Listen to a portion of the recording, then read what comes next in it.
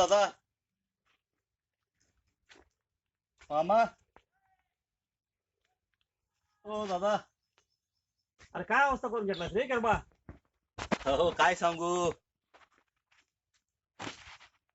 पाण्यासाठी आलो एवढ्या लांब गावाकडे सगळं रान होत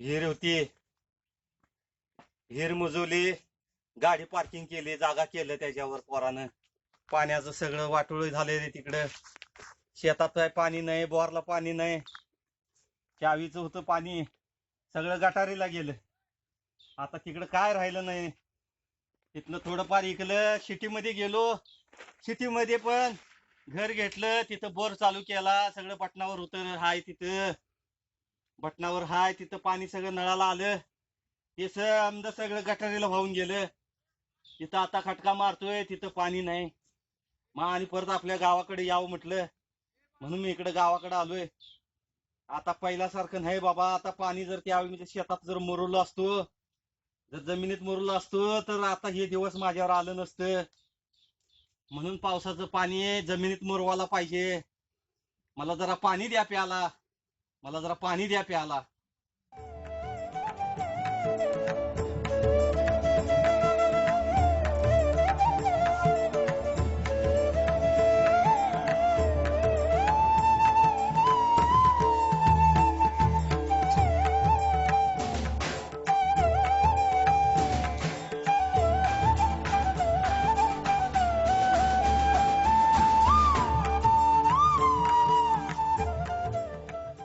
अरे गरबा ते जर पाणी आपण पहिला वाचवलं असतं तर अशी परिस्थिती आली नसती का?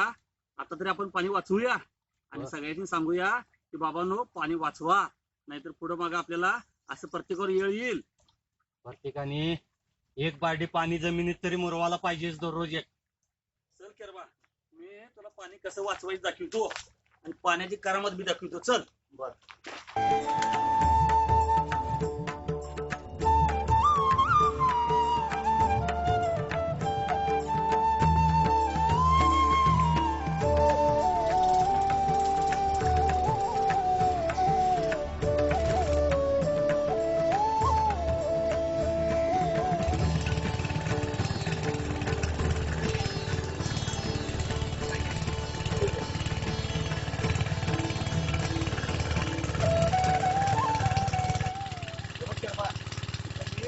पाणी साठवतोय आणि इंजिन चालू करतोय त्या इंजिनातून जे पाणी येतंय त्या इंजिनातून हे केलाय.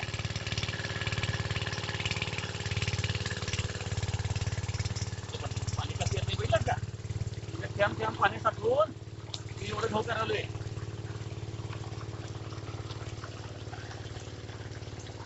बघ केरबा थेंब थेंब पाण्याच्या साठवलेल्या पाण्यावर काय काय होऊ शकते बघ.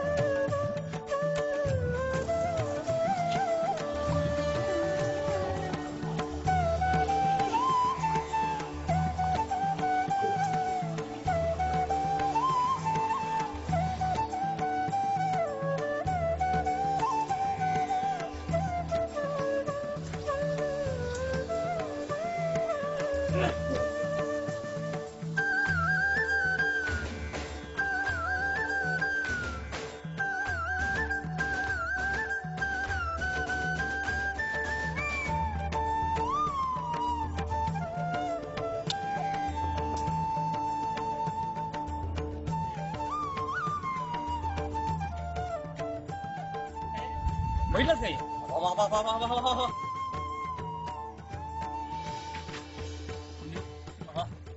काय मोठी चूक झाली आमच्या हातनं